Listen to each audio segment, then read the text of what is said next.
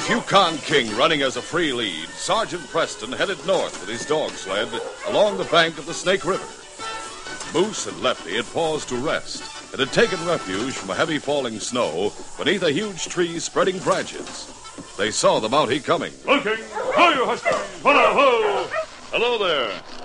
Hey, that big lead dog of yours is snarling. He'll not hurt you. Steady, King. Fasten him to your sled. I never did get along with dogs. Very well. Here, boy.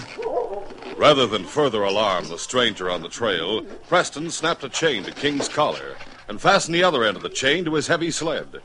Then Moose, the larger of the two men, said, "What's your name, mister?" Preston. Yeah, that's what we wanted to know. Heist your hand. Taken wholly by surprise, Preston obeyed the sharp command. Take his gun, Lefty. Good thing we had him chain that dog.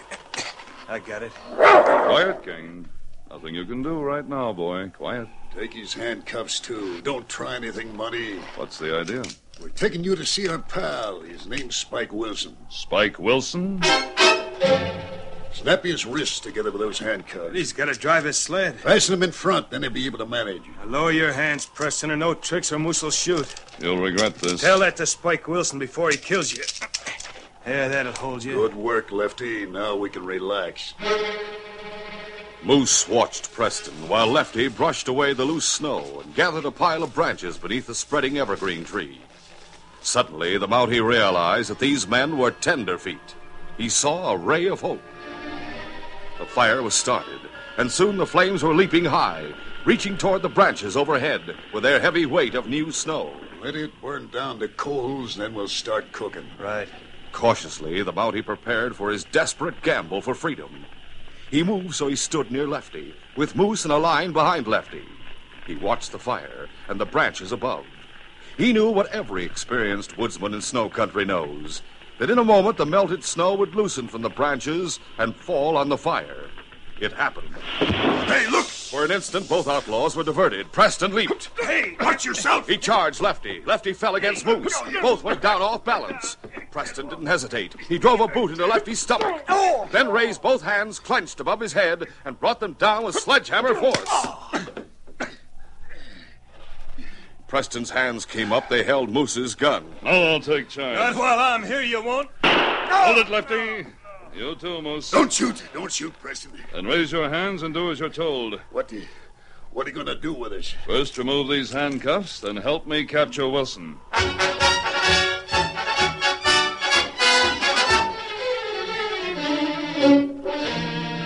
Spike Wilson waited as the hours dragged slowly. Beyond the mouth of his cave, the snow had stopped falling when darkness came. And now the moon lighted the vast expanse of white. Presently, he heard a dog team approaching. And then a familiar voice called, Looking! Hi, husky! Whoa! That's Preston's voice. Hey, Spike, here's Preston. As Wilson left the cave, he saw his friends seated on the sled, and Preston behind it with his hands close together.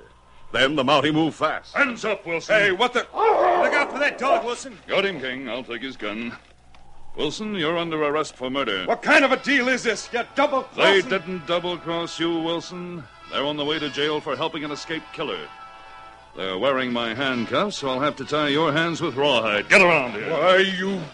If I ever get free again, You're I'll... through, Wilson. This time you'll hang. To think that the three of us are captured by one Constable Preston. Maybe, Spike, before you hang, you'll have the chance to call me Sergeant Preston. Yes, King boy, this case is closed.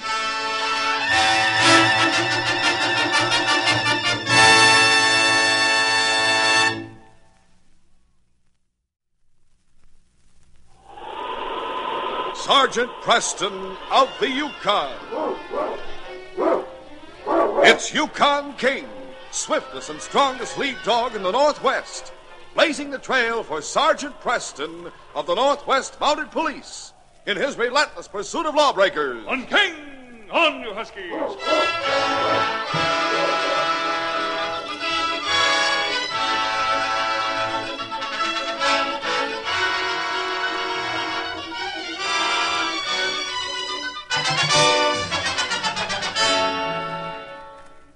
This is the case of the orphan dog, or how Sergeant Preston found his great dog, Yukon King.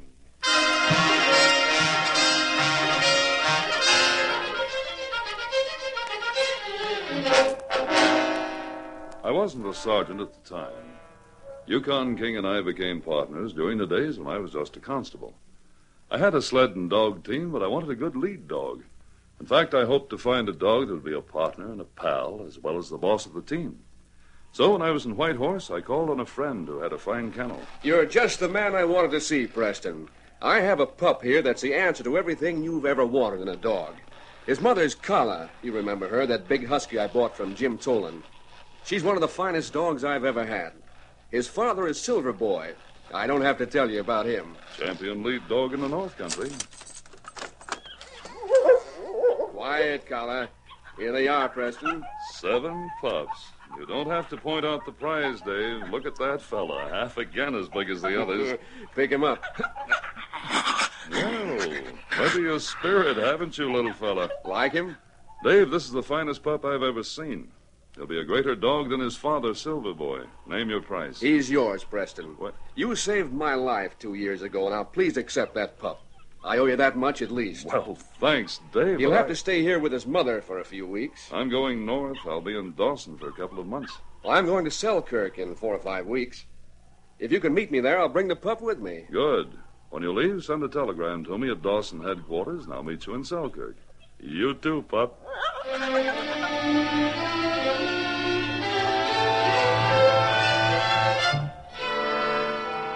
Dave sent the telegram just as we planned, and I left Dawson and went to Selkirk. I waited 2 days, but Dave didn't arrive. Then his dogs came into town with a harness tangled and a broken tow line, but no sled. A friend of mine, Judd Ames, was going from Selkirk to Whitehorse, so I decided to go with him and see what had happened to Dave on the trail. We found Dave at the bottom of a cliff. He was beneath his heavy sled, and he was dead. The line is broken close to the sled. Apparently, the dogs didn't fall. To reach Selkirk, Dave had to guide his team up that narrow ledge to the top of the cliff. Apparently, he was nearly to the top, and the line broke. The dogs went on, but the heavy sled began to slide back. Dave couldn't hold it. So it went off the ledge and fell here, with Dave beneath it.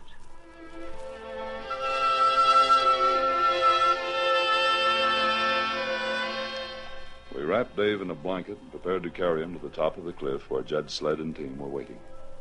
Until then, I'd forgotten about the puppy Dave had planned to bring to me, but suddenly Judd said... Hey, Preston, look at these tracks. There in the snow, I saw the tracks of a puppy. The little fellow must have been thrown clear of the sled, and the soft snow had broken his fall. We followed the tracks, and then I saw wolf tracks. The puppy's tracks stopped. Looks like the wolf carried him away. Yes, I'd like to catch that wolf. We followed the single set of tracks, and in one place where the snow was blown to a thin layer, we learned more about the beast that had taken my pup. That wolf must have been caught in a trap once.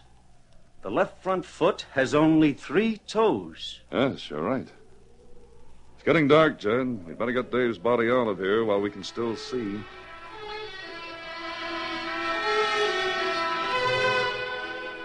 I wanted to get that wolf, but there was much to be done to settle Dave's affairs.